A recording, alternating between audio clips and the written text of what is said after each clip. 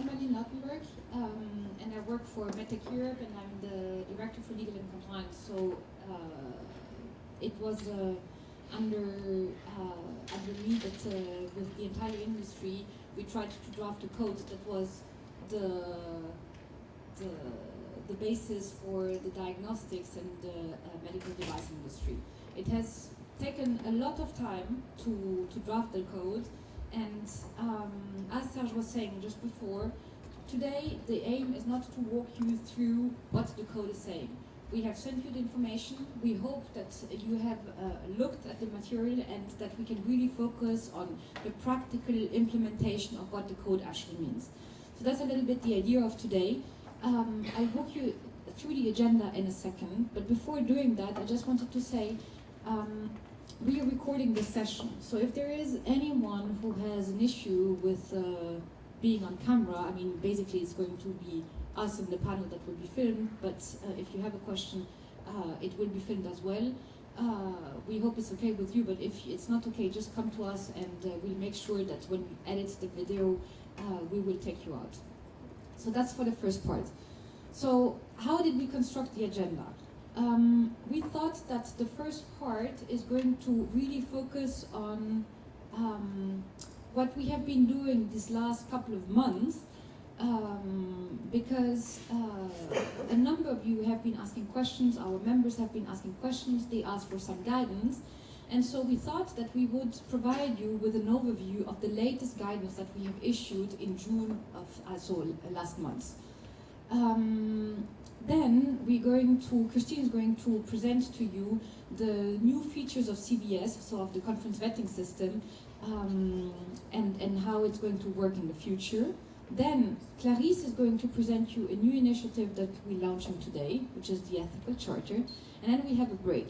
The break will be half an hour, and then afterwards we will have an industry panel which will be led by David. The panel will introduce itself afterwards, and the idea is that we have invited a number of different company representatives, not necessarily only in compliance. We have business, we have medical education, and we have compliance and legal, just to give you different perspective of how different companies in different sectors are approaching the practical aspects of the implementation of the code. Given that the room is a very large one, and we wanted to have an interactive session, but also something that is a little bit more structured, the idea is that we're going to work on case studies. We have prepared 2 case studies. It's really, the way we constructed those case studies is really based on all the questions that we have received over the last 2 or 3 years from you.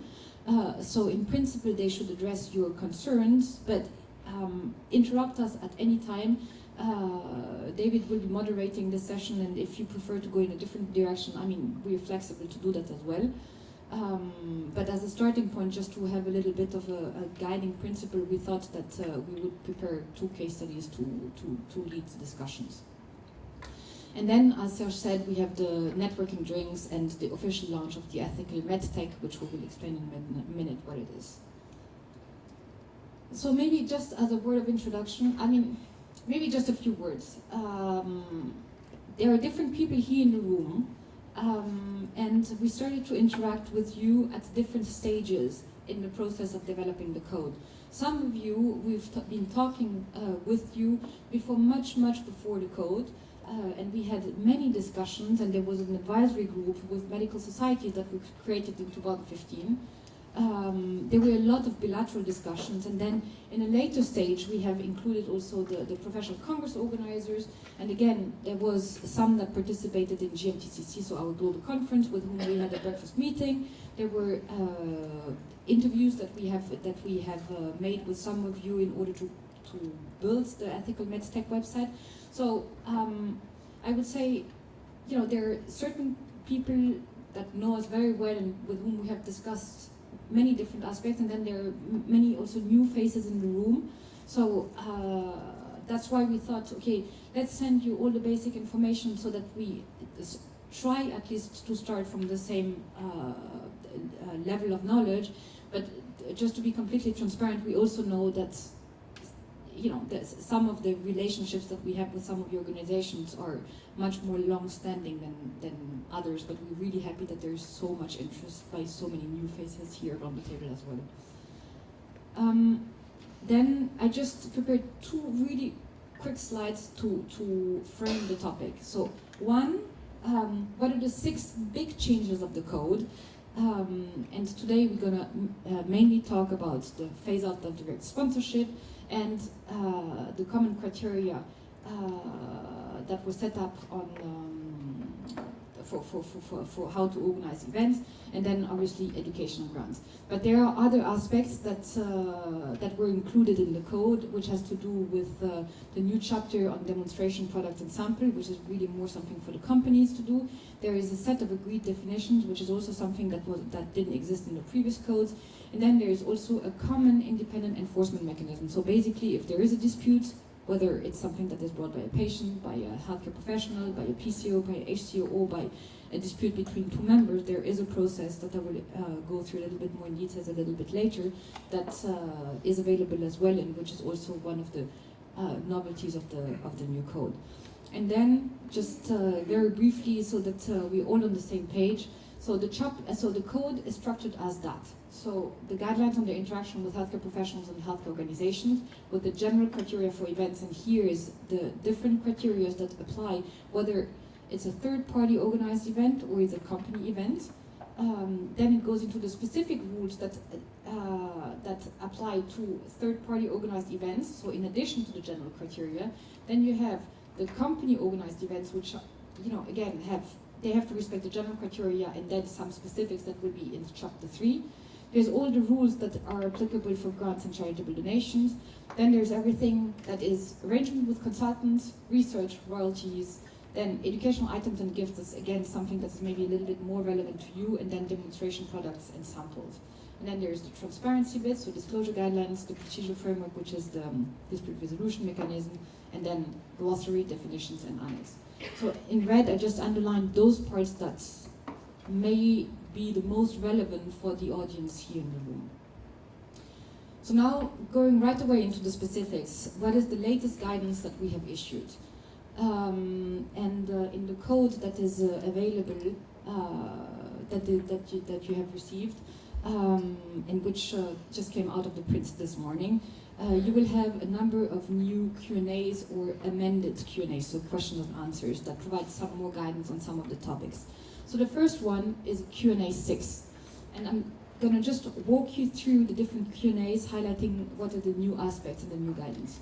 So the first part of Q&A 6, which says, can a member company organize or support an event in a hotel or resort that offers significant leisure facilities such as golf, casino, and ski water sports? You know the answer. I mean, that's not something new. This is the principle exists for a long time. But in practice, we were experiencing, especially within CVS, was experiencing a number of issues, what it actually means in specific situations, like in Croatia for international events, etc. So we added quite some more details about what it actually means. And so underlined are the points that are actually added in last month. So first of all, okay, exceptions might be considered for venues well adapted for business meetings in otherwise compliant geographic location, where there is a compelling need to use the chosen venue, for example, because there is a lack of alternative venues or genuine safety or security issues. And here, consider that CVS has an applicability which is global, so we had to make those considerations, for example, for South Africa. So we had a lot of discussion with South African venues, because that was something that was the security issues were coming up.